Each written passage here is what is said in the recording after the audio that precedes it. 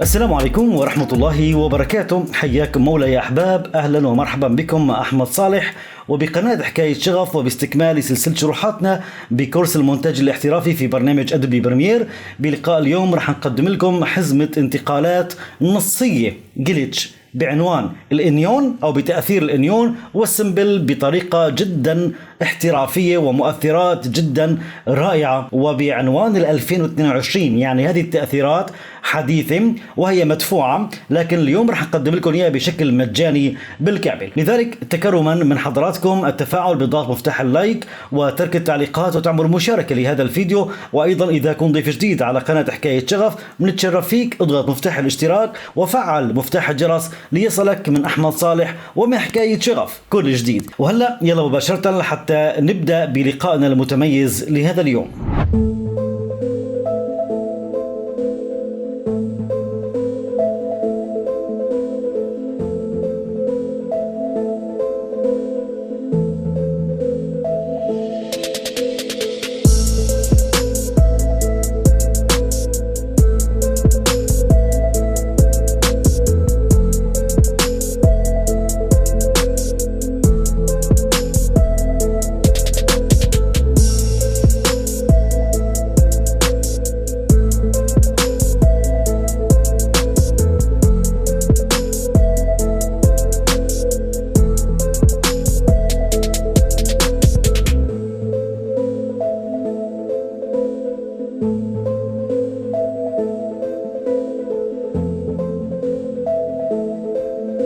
أهلا ومرحبا بكم أصدقائي مرة تانية. مثل ما شايفين نحن الآن ضمن مجلدات وملفات. أنت رح تقوم بتحميل هذا الملف برابط مباشر من جوجل درايف، ولما رح تفك الضغط عنه رح تشاهد مجموعة الملفات. الملف الأول والهام جدا، إذا كنت رح تشتغل على نصوص لغة إنجليزية فقم بتحميل الخطوط. طبعا المسار تحميل خطوط هو هذا المسار، بتفوت على خطوط جوجل وبتحمل خط مباشرة. أنا راح أضمن لك إياه مباشرة، هذه الخطوط مضمنة ضمن الملف. إذا حبيت تهدي أي صديق لك هذه الخطوط ففقط أنت أعطيه الرابط. راح نفوت إلى المجلد وبحدد كافة الخطوط، أنقر باليمين عليها وبعطي انستول لحتى نثبت حزمة الخطوط على جهاز الكمبيوتر يلي عنا. ثاني شيء راح نفوت إلى مجلد المجرد جليتش تايتلز، راح نفوت عليه ونشوف 3 مجلدات عندي إياها. المجلد الأول عندي حزمة، والمجلد الثاني أيضا عندي حزمة، والمجلد الثالث عندي حزمة. كيفية إضافة هذه التأثيرات إلى برنامج أدوبي بريمير وكيفية التعامل معه والتعديل عليها على عجل رح نشرح لكم إياها.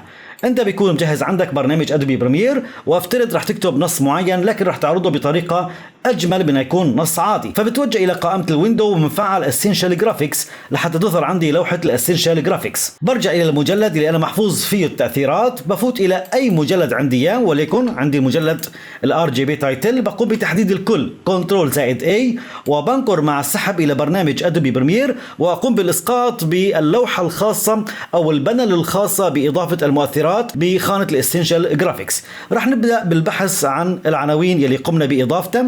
رح نبحث حتى نصل إلى العناوين هي RGB تايتل يلي قمنا بإضافته، ورح تشوف حزمة جميلة جدا للعناوين.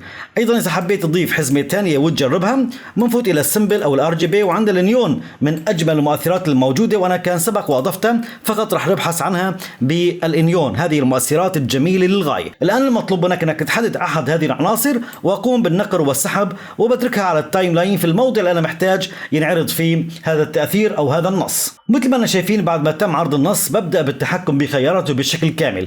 أول شيء موضوع السكيل هو التكبير والتصغير، وثاني شيء عندك البوزيشن، تحب تختار أعلى وأسفل يمين ويسار تحكم فيه بالطريقة كموضع اللي أنت بدك إياه. الأمر الثاني بتوجه بضمن خيارات الاسينشال جرافيكس إلى الإيديت لحتى نبدأ بالتعديل على النصوص الموجودة والتكبير والتصغير واختيار أنواع خطوط أنا بحتاجها. إذا كنت راح تشتغل على نصوص لغة إنجليزية فهذا هو الخط الأفضل اللي هو مضبوط أو جاي مع هذه التأثيرات.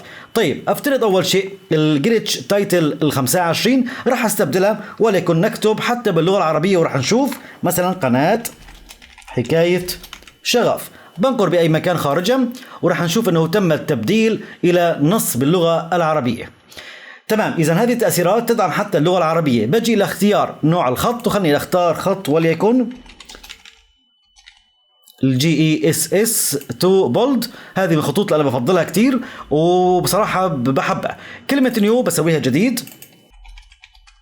وبنقر باي مكان حتى يتم الاستبدال، وبرجع بختار نوع خط وليكن عندي كمان GESS وبرجع بختار ال2 وبختار كمان البولد.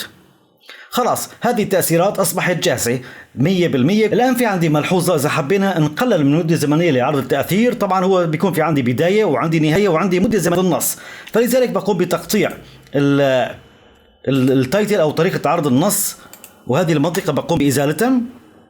هي بيكون فيها النص ثابت على الشاشة، ولحتى ما يسترغ معي بالريندر بمدة زمنية إضافية لعرض نص ثابت أنا ماني محتاجه. فلذلك راح ارجع النص لعند بدايه، والان كل ما هو مطلوب منك انه نحن اشاره المارك ان بدايه والمارك اوت نهايه، وبقدر لحتى نعمل ريندر فقط لهذا الجزء يلي نحن محتاجينه. بعد ما ينتهي عمل ريندر راح نشوف كيفيه عرض تاثير بطريقه جدا جميله في ادوبي بريمير. اتمنى يا رب ان شاء الله تعالى اكون توفقت بتقديم هذه الخدمات لحضراتكم في عالم المونتاج في برنامج ادوبي بريمير، وتبقوا على تواجد وتفاعل مباشر على القناه لحتى نقدم لكم المزيد. كان معكم احمد صالح من قناة حكاية شغف، ألقاكم على خير ودمتم برعاية الله، والسلام عليكم ورحمة الله وبركاته.